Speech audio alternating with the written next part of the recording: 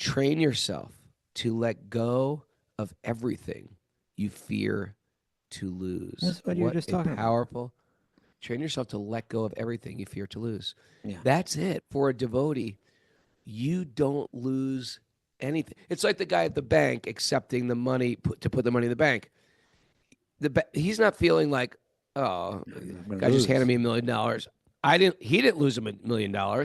He's understanding, I'm just taking this money from this man and giving it to the bank. He never lost anything. Right. The same way, when we're in full consciousness that I don't own anything, and I make that a part of my mental, loops in my mind of self-talk. Instead of the self-talk, how can I get that? How can I acquire that? Oh, this is mine. What's going to happen to my kid, my wife, my home, my car, my occupation? These are all things we say this thing like I'm not this body, but to really understand that, we have to understand the accoutrements of the body that we are so damn attached to. And if we don't understand that it's not ours, then I'm setting up for the very, very visceral pain of it getting ripped out of my hands at one point or another, maybe even before death. Om Namo Bhagavate Vasudevaya. Om Namo Bhagavate Vasudevaya. Om Namo Bhagavate Vasudevaya.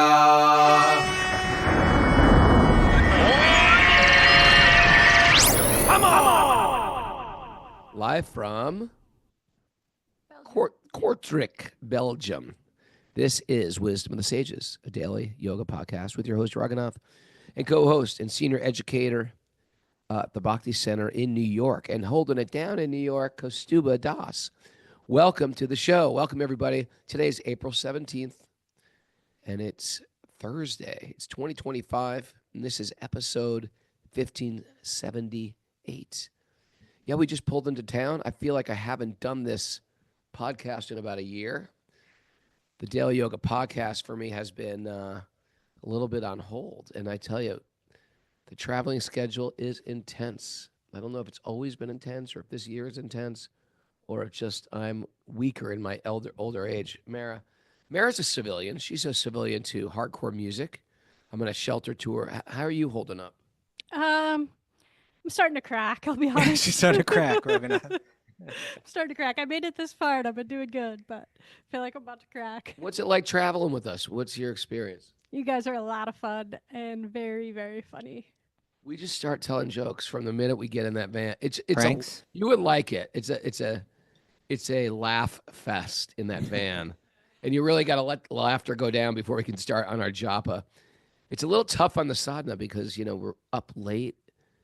And it's exhausting. And when I do double programs, like yesterday, I did a satsang book signing in Amsterdam and then went right to the show. And like after the show, it's as if someone sucked the life air out of my body. I'm just laying on the couch in the dressing room. And then we're mixing it in with like 6-hour drives, 9-hour drives. Yesterday was a short one, a 3-hour drive. Today was a short one, a 3-hour drive. But even those drives, they never turn out to be 3 hours. You hit some traffic and it ends up, a 5-hour drive. Yeah.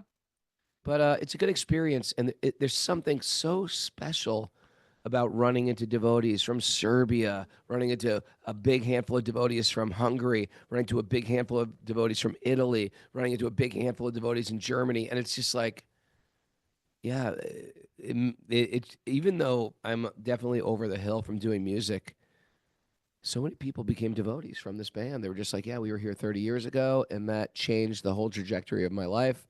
And I'm into Bhakti, or I become a vegan or a vegetarian. And they're introducing you to their teenagers who also are like pure vegetarian. Yeah. It's definitely, you could see like things have shifted, and I'm grateful. I mean, I don't say this with any arrogance. I say it with total gratitude. Like Prabhupada came to the West like a trailblazer, like bushwhacking through the jungle with a machete to create roads. Who can do that? So many people even come to the West now, but it's almost like you can almost go like a vacation because you can book everything on an app. Prabhupada came here with nothing and established something that never existed. It basically imported entire, not just a meditational practice, but a culture of bhakti, with dance, music, art, deity worship, philosophy, festivals. It's quite impressive, and yeah, and in some weird, peculiar way, my band got to be part of it, and yeah, I feel super honored.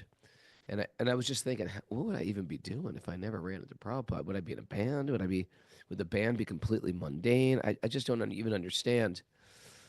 And then Kaustubha, other interesting news. While Yeah. I'm on tour, and on tour, even though it's fun, it's very reflective too, because this is a 30-year anniversary. So I'm seeing some people I've never seen in 30 years.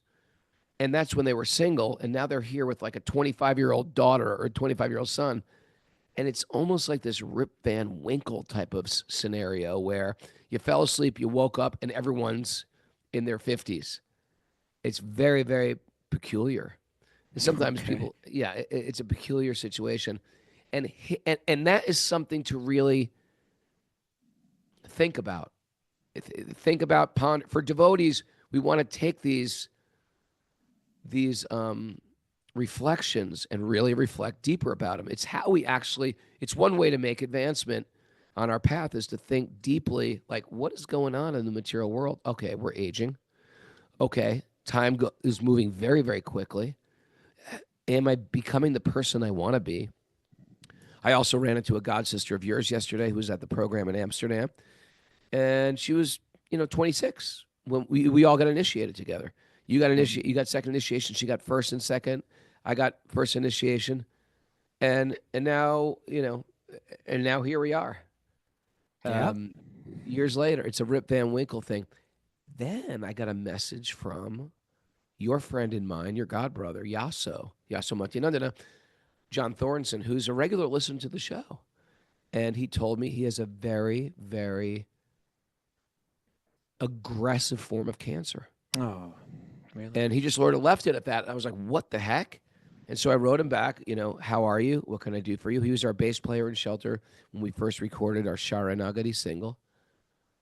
And he said, yeah, I'm just going through these treatments. And I said, are you okay? What do you need? He goes, I've rented an apartment right across from the deities in Dallas. And I'm living there. I'm going to Mughal Artik every morning. I want to get him on the show and talk about his realizations. He's a very, very deep thinker. He's had a very interesting life. He gave himself to Krishna. And I think, it wasn't like a jet rocket on his spiritual path. He's had some ups and downs in his spiritual path, but he has deep realization. He's a very thoughtful and poetic person. And now it seems like when people go through these hard times, it's so beautiful and faith building to watch Krishna just reclaim these people. He's just like, yeah, I couldn't be happier. I get to see the deities every day at the very temple that he helped, create artistically. Yeah, it's one of the most beautiful temples in the world, probably, that he, with his own hands, crafted, like, Yeah. the Dallas temple is very special. Wow, Yeah. I didn't know that. I'm sorry to hear that, but at the same time, I feel good that you're telling me, the state of consciousness that he's in. That's Yeah. I'd Yeah. like to Those talk to him. acceleration for devotees, there is nothing but sickness and even tragedy is nothing but a chance for us to accelerate pure devotional service. Every day we wake up, we chant in our beads, oh, please, Krishna, come into my life. Please, Krishna, how do you want me to serve you? And then the day you find out something cryptic like, okay, you're going to lose everything. Everything that you love, everything you invested in materially, it's all going away.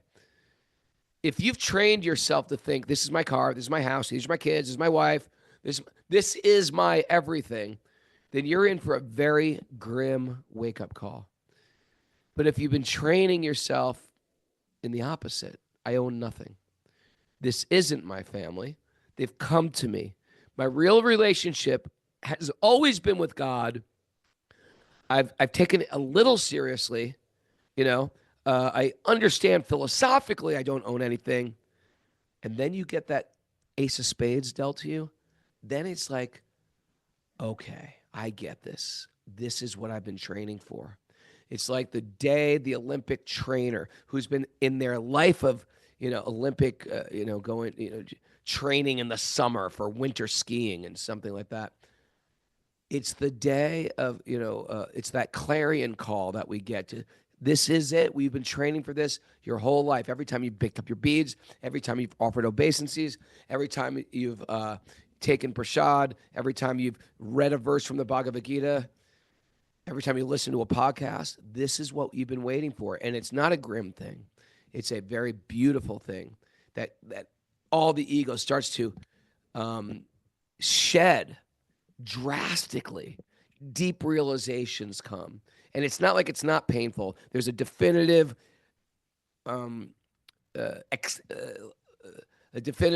even pulling off of the Band-Aid, waxing your chest sometimes, waxing the chest of the ego. You get your chest waxed, Kaustubha? I doubt it. No, I'm not. Have you? Yes, I have. I Okay, did have really? waxed my chest at right. various times. I thought I'd share that with everybody today. All right. But anyway, it's painful, but it's like a necessary. Not Waxing the chest? Not waxing the chest, but Okay. shedding of that ego. All And when you realize you're losing everything, there's nothing faster. Well, than okay, that. let's slow down 1 second, Raghunath. You've just done the whole nugget thing that we normally would have done. And That's the you're on the nugget? same subject of it. But why don't we check in with Mara quick on announcements? There was no plan. That was just in a spontaneous Yes, nugget yes. pouring out of my mouth. Miss Mara, what do you got to say? Registration for our annual spring retreat at Super Soul Farm is up at wisdomofthesages.com. Boom! Join us May 23rd through the 26th for a weekend of sweet satsangs, kirtan, asana workshops, and delicious vegan prasad. Building fire. Building big fires. We're going to do that too. Maybe toast some vegan marshmallows, Mr. K. Okay. Also, there's no show tomorrow, Friday, but there will be a show on Saturday and Sunday. On Saturday, we have an interview day, and we have Naveen Krishna from London, who's so instrumental in all the Nice. schools that they have. What are they called again? Those Advanti schools. Avanti schools. Yeah, but actually, it's not going to be about the Avanti schools. It's going to be about a book that he's written called Before Religion, which is a book that, from what I'm waiting for my copy to arrive. I'm hoping that's going to arrive before the interview. But I've heard wonderful things about this book, and that it has a lot of insights into consciousness. What is consciousness, and how the ancient texts speak about it, and how it's relevant today. So we'll interview him on Saturday at 8 a.m. That's our next show. And on Sunday, we'll do Q&A. Love it. All right. Love you. Love you too, Raghunath. Now, Miss let's do the Mara, nugget. Mara's so easy to travel with. She just sits there and listens. She might have said 17 words on this entire.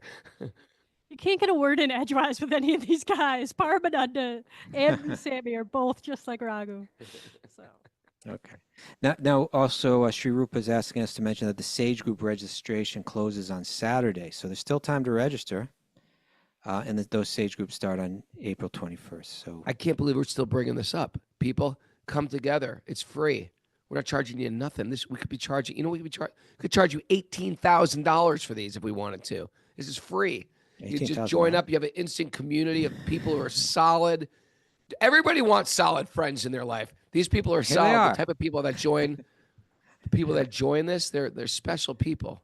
And we get nothing but 5-star reviews from everybody we ask, how are the Sage Groups going? People are like, incredible.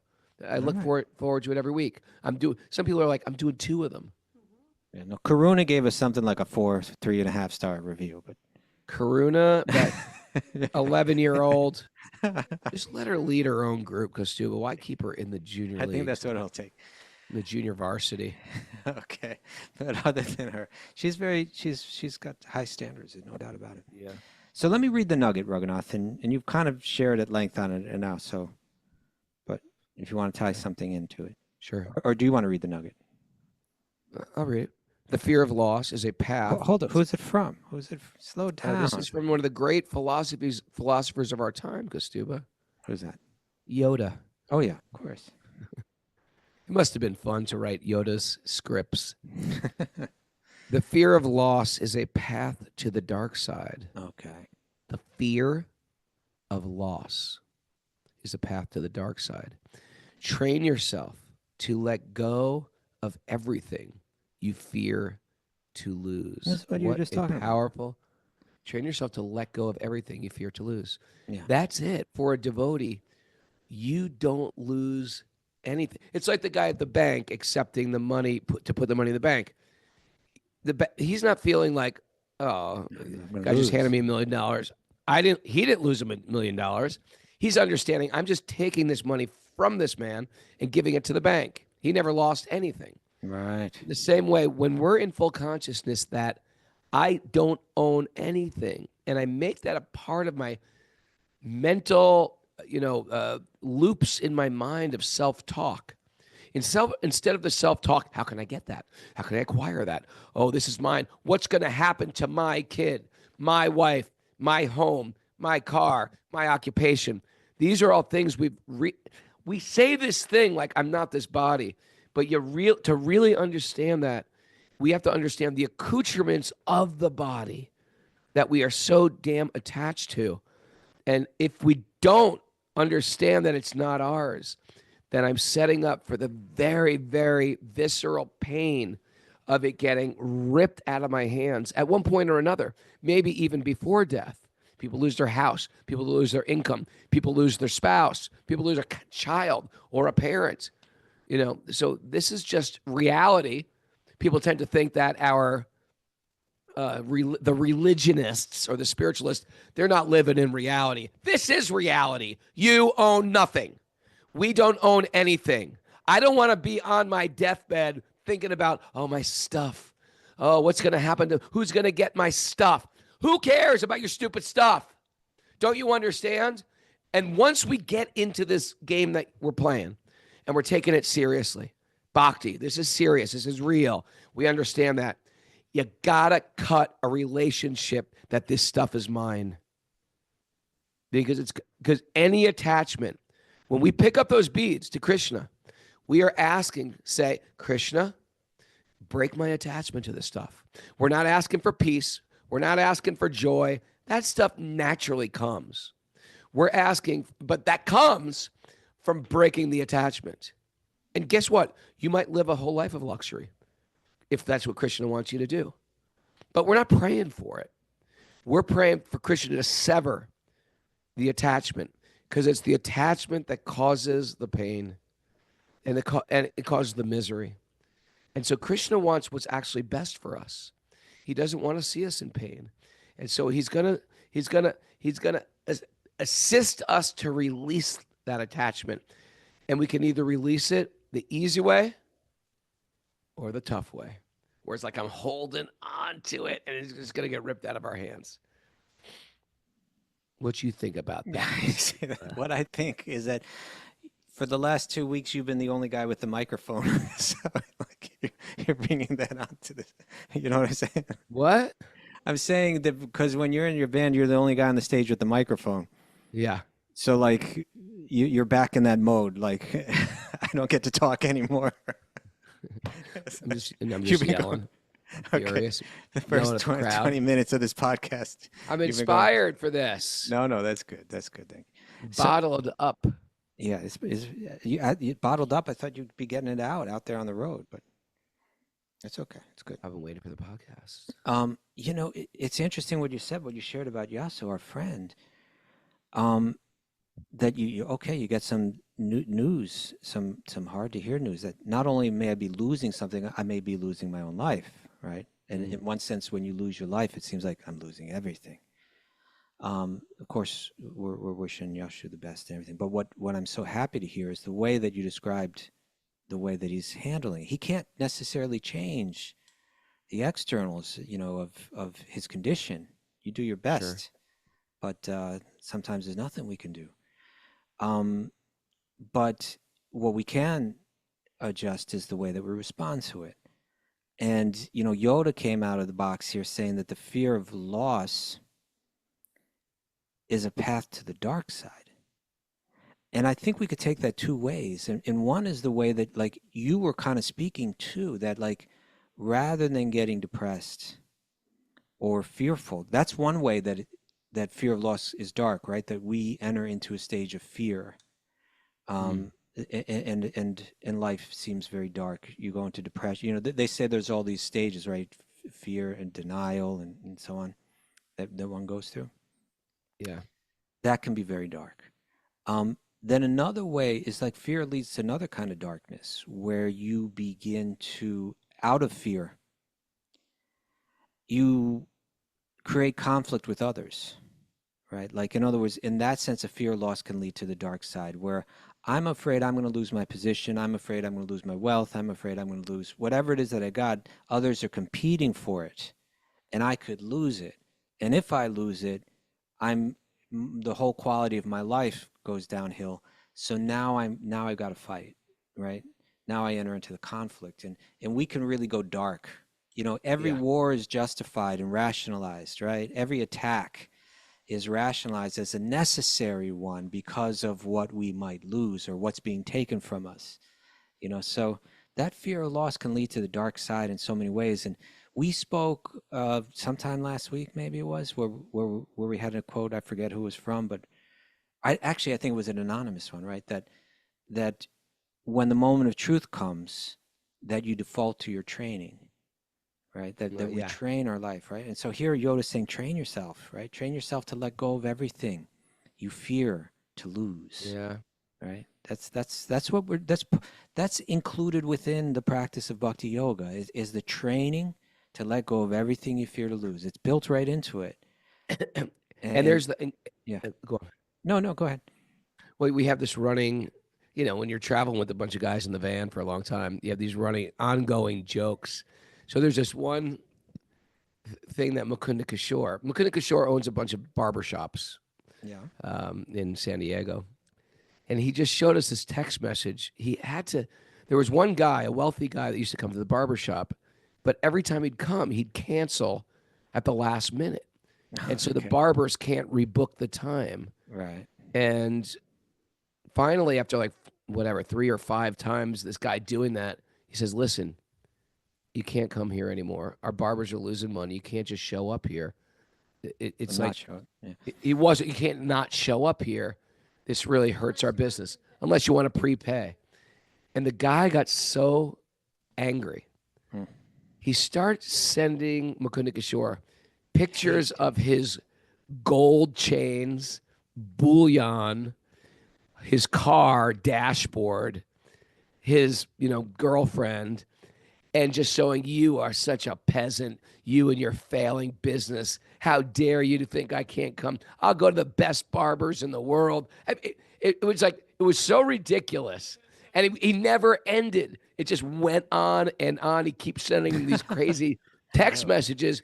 That's because if we're not seeing this stuff as ours, we start to think our worth is our stuff. And then which is all invested in our ego, our false ego, our false sense of self. And therefore, when someone challenges us like, hey, you really can't do this anymore unless you prepay, which is very reasonable because it's hurting our business. And when you challenge that ego, it is like the person is losing. And then they have to strike back viciously. And they have to show and fan their feathers of, look at all my stuff. How dare you? And so this is the opposite thing to cultivate. Your stuff is you. Your stuff is giving you value. Your beautiful partner is giving you value. Your savings, your car you drive is giving you value. And it's not at all. It's all just on loan. And they're creating such a tight super glue bond to their stuff. It makes giving up this stuff as we age or as we die more traumatic. I want you to reach out to that person, Raghunath. I want you to share this message with him. We were thinking about sending back joke messages like, "Oh yeah, you see, no, we're sitting here reading the Chaitanya Charitamrita, yo. We got the real jewel, the Chintamani, the wish-fulfilling gems." Reach out with compassion, Raghunath. Reach out to this person. And just say stuff like, there is a jewel you don't have, but we can give it to you. Oh. The jewel of the holy name. Okay. Give it a try. You're like, what you talking about? Jewel. All right, let's go on. Let's get into the verses, huh? We're doing the Ramayana verses here now. Lord Rama's Oh, pastimes. yeah. Jai Shri, we just had Hanuman Jayanti. Jayanti. Narayanam namaskritya naram chaiva narottamam devim saraswatim vyasam tato jayam mudirayat.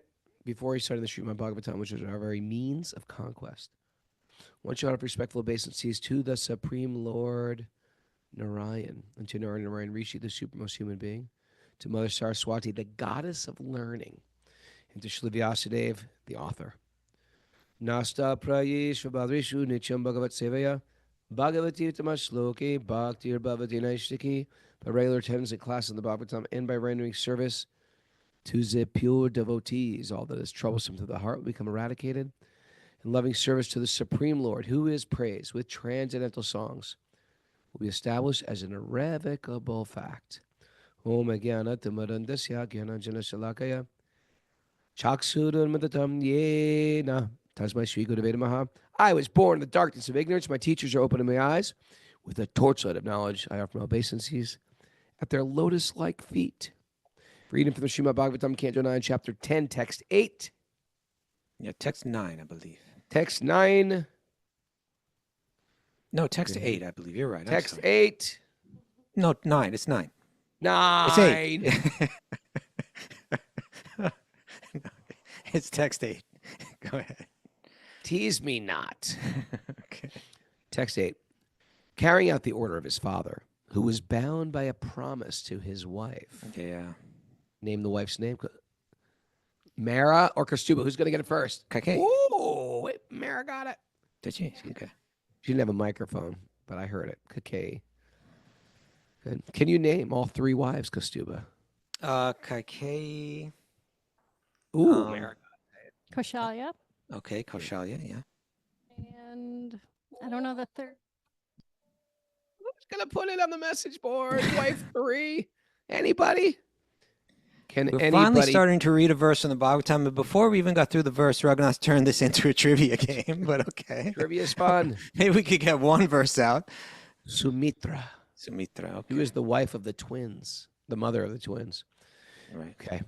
So, carrying out the order of his father, who was bound by a promise to his wife Kakeyi, Lord Ramachandra left behind his kingdom, opulence, friends, well-wishers, residence, and everything else, just as a liberated soul gives up his life, and went to the forest with Lady Sita. Okay. So there you go, right? Like Ram, I think you really need to reach out to this barbershop guy because Ram had much more than he has now, right? Yeah. Ram, Ram was about to be the king of Ayodhya, which has been an established kingdom for generations since the time of Ikshvaku. And he wouldn't do this thing at a barbershop where he keeps making reservations and then doesn't show up. No. What to speak of sending texts about all his opulence. Oh, his opulence, how great he is. But it mentions here that just as a liberated soul gives up his life, for most people, it's hard to give up the life. The moment of death is hard. For the liberated soul, no, it's with ease that they let go. It's with ease that they let go.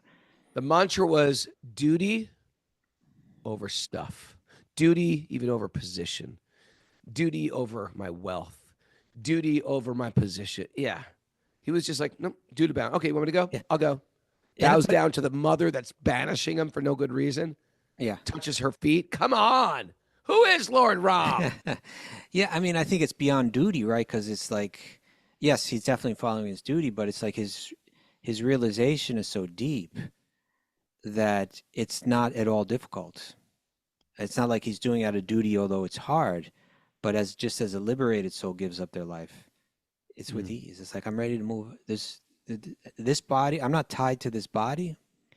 I can easily move on. And similarly, Ram was able to say, I can move on from the kingdom, from the position, from the power, from the influence, from all the wealth that's here, and live in the forest wearing tree bark for clothes and sleeping on the ground. Yeah, I can do that, no problem. Eat with ease, right? He had that Beautiful, detachment. huh? Yeah. And the loss was for his father. The loss was for the citizens. The loss was for everyone else but him. So fine. And that's how it is when a devotee leaves his body. Devotee's like, okay, Krishna, now I'm yours. We're feeling the loss of the devotee leaving. The devotee leaving is like, okay, Yeah. whatever And you like, Krishna.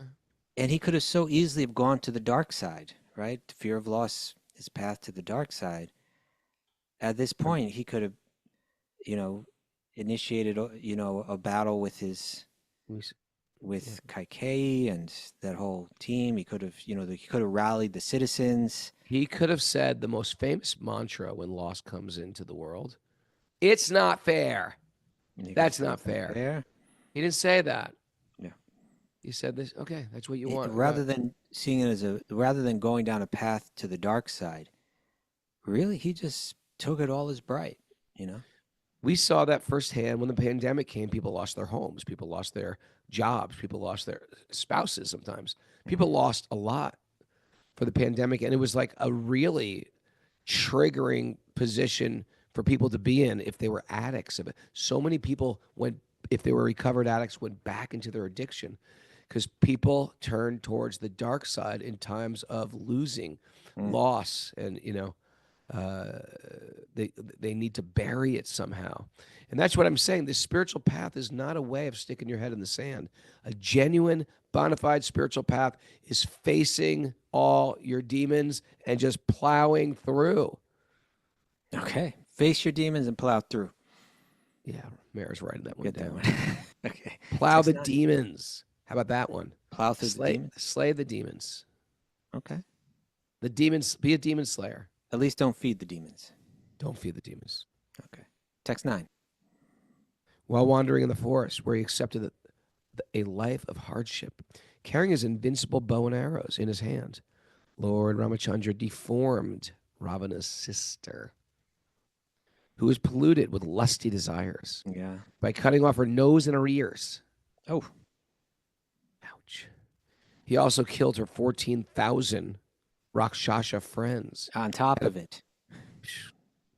Okay, Raghunath. Would you Headed rather by Kara. Raghunath, would you rather someone cut off your nose and ears or someone kill 14,000 of your friends? Well, I don't have that many friends. Maybe she had a lot of friends. Apparently she did.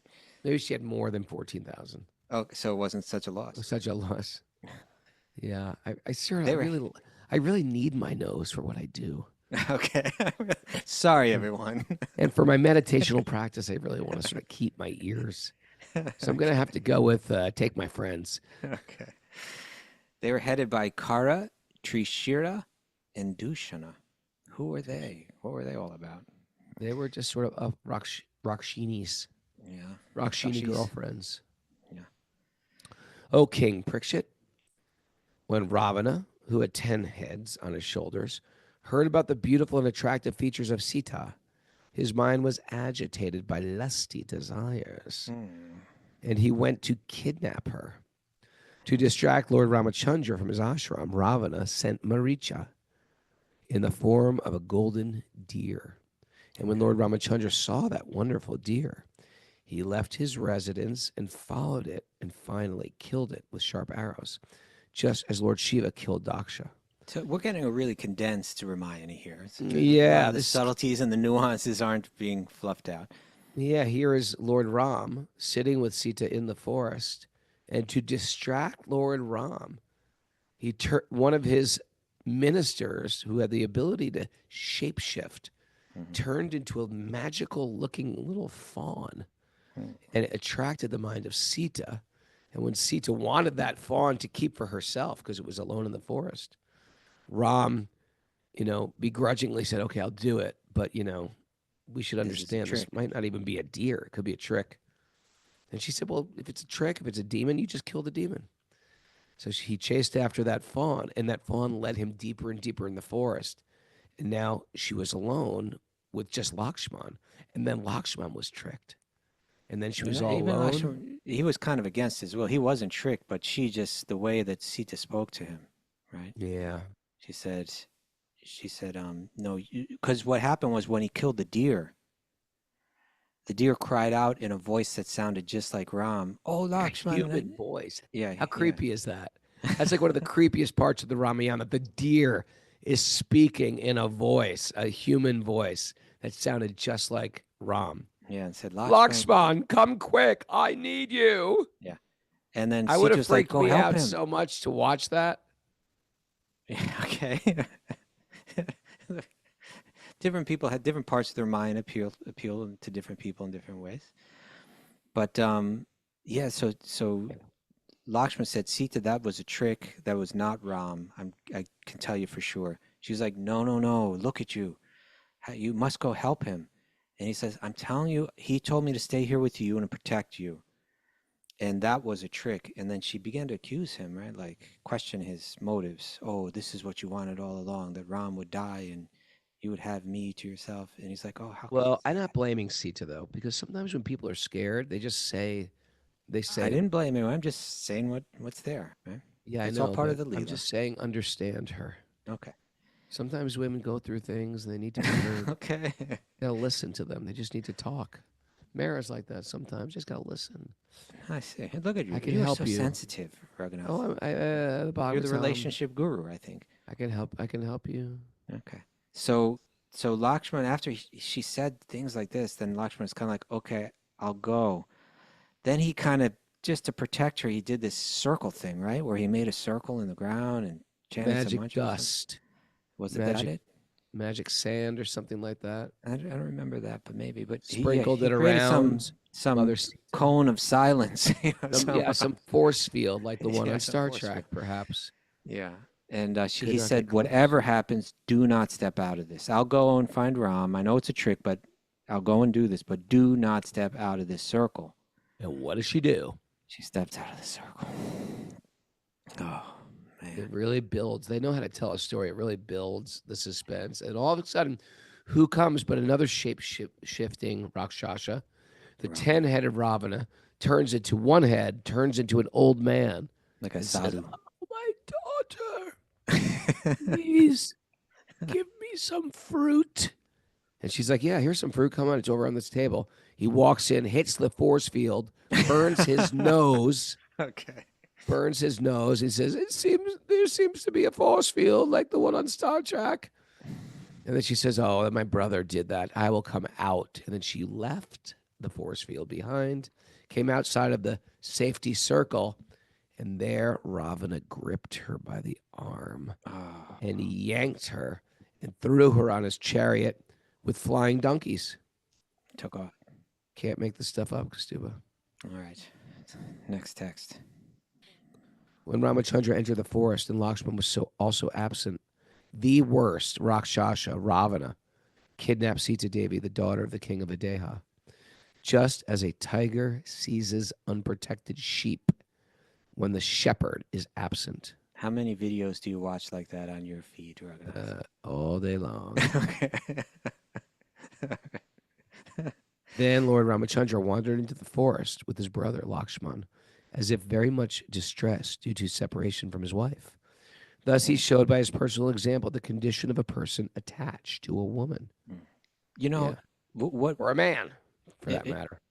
but really what I think there's something still deeper to this too, you know, that we see Ram experience this anguish when Sita's kidnapped, you know, and I think there's a lot there to be said. You know, it's showing about like Krishna or in this case Ram, Vishnu's, you know, anguish. It shows like this divine empathy, but really like this divine pain or this divine desire for Yeah. for God to reunite with us, to you know, like in other words, we're here going through our sojourn like we've been kidnapped by the material energy, when really we are meant to operate under the auspiciousness of Sita's energy, you know, Radha's energy, you know, the Ladini Shakti, the pleasure potency, the potency that in which we fully understand that I live for the pleasure of God. And when I live that way, I experience the deepest pleasure myself. I experience the deepest well-being and the deepest happiness and so on. And Krishna's just waiting for us to come back. Ram, that there's a sense of anguish that he's feeling when Sita's gone. And that's a sense that within God, waiting for us to come back. There's that, I pulled something up here, Raghunath. This is from the Brihad Bhagavatamrita. Okay. Just the most amazing story of one soul's sojourn through the material world on all its different levels. He goes from the earth up to the heavenly planets, up to the planets beyond the heavenly planets. Then he exits the universe, sees all the different Vishnu planets, in Vaikuntha. Eventually even gets to Dwarka, and then eventually he wakes up and he's in Goloka Vrindavan, in the highest realm of the spiritual world, wherein he has the identity of one of Krishna's friends as a cowherd boy. And when he wakes up in that spiritual realm, you know what he's seeing? The first thing that he sees right now? Food? Food. Prashad? I was thinking Food. Prashad, maybe. It's an incredible place. Is that what you look for when you arrive? All you can eat. When you arrive, like at the next place you're going to do your next show, like, Backstage. where's the food? Yeah, What's the first thing you say? Food? No, he Krishna's saw that lotus vision feet. in the painting that we both have, of Krishna and Balaram returning from Govardhan Hill, as the sun is setting, playing his flute, surrounded by cows, surrounded by his friends. This, it's the vision that's described as the perfection of the eyes. And you imagine the bliss that the soul feels situated back in the spiritual world, and here comes beautiful Krishna with all his, but it wasn't only him that was Gop Kumar, the person that Right. took the sojourn.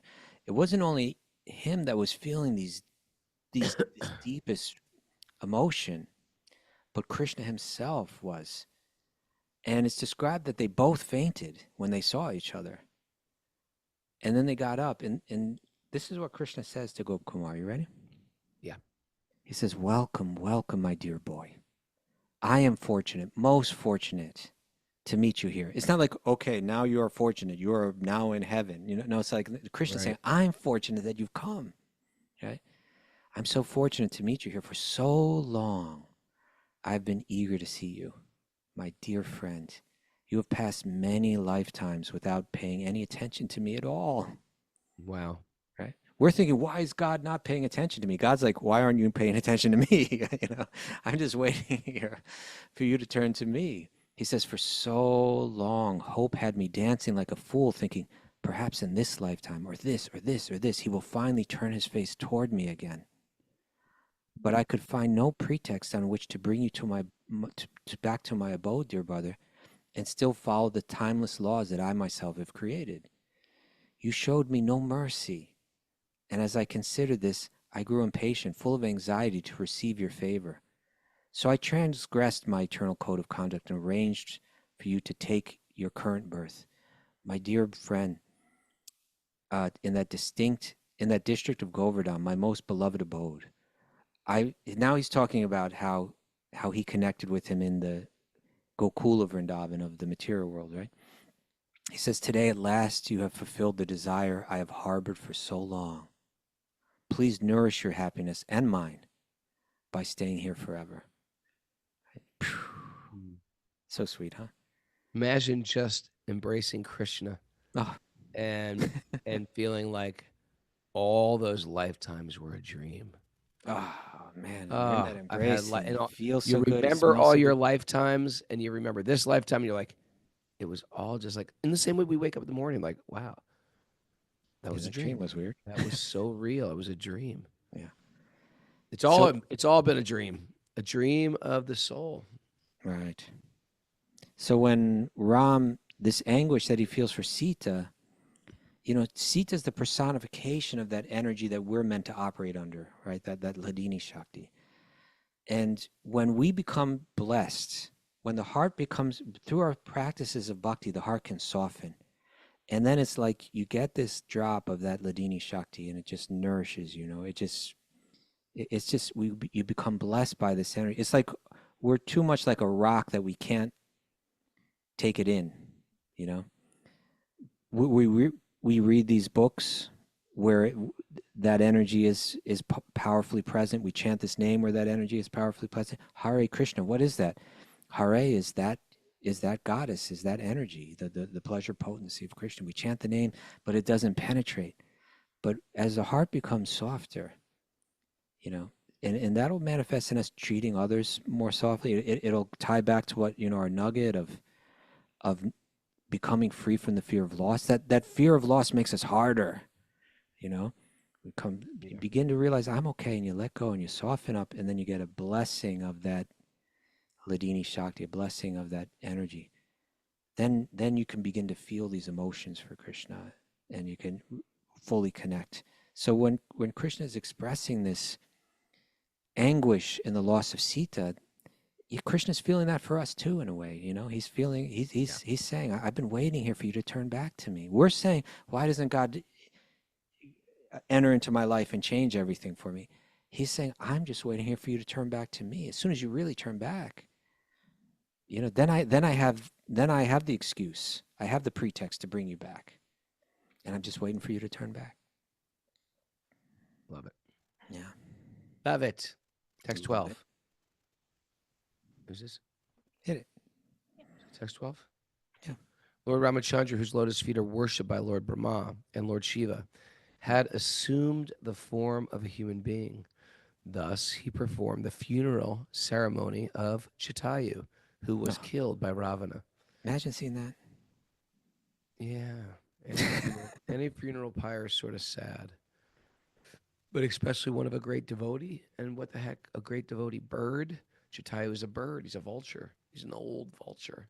Yeah. But he was a great devotee. Even animals can be devotees, Mara. Don't think it's just us. That's your lesson. That's your lesson today. Even house chickens can be pure devotees. We have no clue. Then the Lord killed the demon named Kabunda. And after making friends with the monkey chiefs, killing Bali, and arranging for the deliverance of Mother Sita, he went to the beach of the ocean. And there's wonderful stories and lessons to learn through all of this. Oh, so many good stories. Explanations. After reaching the beach, Lord Ramachandra fasted for 3 days, awaiting the arrival of the ocean personified. When the ocean did not come, the Lord exhibited his pastime of anger, and simply by his glancing over the ocean, all living entities within it, including the crocodiles and sharks, were agitated by fear. So even the toughest ones. Then the personified ocean fearfully approached Lord Ram, taking all paraphernalia to worship him. Falling at the Lord's lotus feet, the personified ocean spoke as follows. First of all, why wouldn't the ocean come? That's what my question is. Like, who do you think you are, ocean? Sometimes Lord these Ram's right. devas, they forget. Yeah, that could be it. Yeah. Who is this Ram? They don't really know. Imagine how beautiful Ram was. You see, to one of these devas, they may be thinking, oh, Vishnu is like the god that we worship. And they may not be able to put it together that Ram is that Vishnu, you know? Oh, that's a good speculation. Or they could just get lost in their enjoyment and become forgetful. That's a good thought. When he calls you, you show up. Right? Yeah. All right. Oh, all-pervading supreme person, we are dull-minded. This is the demigod speaking. All-pervading supreme person, we are dull-minded and did not understand who you are. But now we understand that you are the supreme person, the master of the entire universe, the unchanging and original personality of Godhead. The demigods are infatuated with the mode of goodness, the Prajapatis with the mode of passion, and the Lord of the ghosts with the mode of ignorance. But you are the master of all these qualities. My Lord, you may use my water as you like. Indeed, you may cross it and go to the abode of Ravana, who is the source of great disturbance and crying for the three worlds. He is the son of Vishrava, but is condemned like urine. No. You know what I think that's a reference to? Isn't there some... Yeah.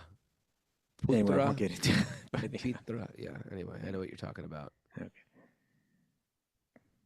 Please go kill him and thus regain your wife Sita Devi. O great hero, although my waters present no impediment for you to go to Lanka, please construct a bridge over it to spread your transcendental fame.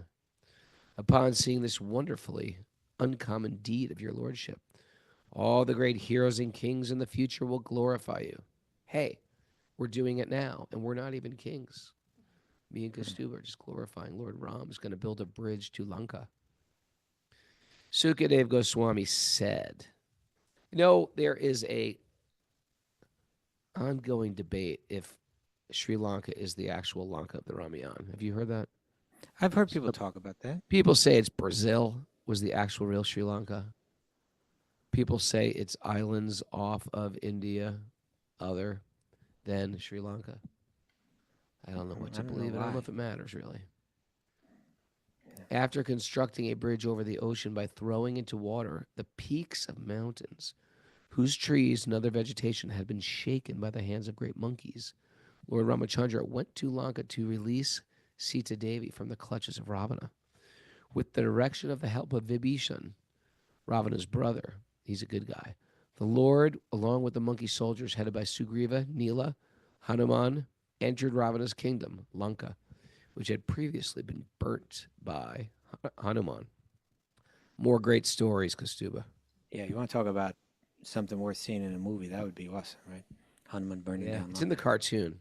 Okay. If anybody goes to YouTube, Ramayan cartoon English, Ramayan Japanimation English cartoon. Hours of enjoyment. Okay. Good to know. Yeah. Okay, we're done for today. Are we? Okay. Yeah. I gotta go. Pick it up tomorrow. Oh, you won't be here tomorrow. You're not going to be back until what, Tuesday? No, we'll be back on Sunday. Sunday. What day? What's happening? So you're good for the show on Monday? Yeah. Yeah. Are you sure?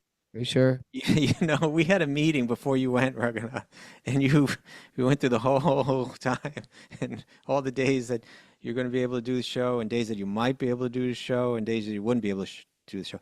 And there's one commitment that you held up solid. There was actually two. The first day that you arrived, you did it and you did it on time. Did it. The other commitment that you kept was all the days that you said you weren't going to do, you didn't do it. Yeah, you got to keep your word. But other than that, all the maybes you didn't do, and all the ones you said you're going to do, you did them, but you did them late. Mara? Or didn't do them. Tell him. Actually, we're not going to get into it. I'm going to save you. And I don't want to, I just want to get. No. I'm just saying, the only reason I bring that up is, are you sure you can come back on Monday to the show?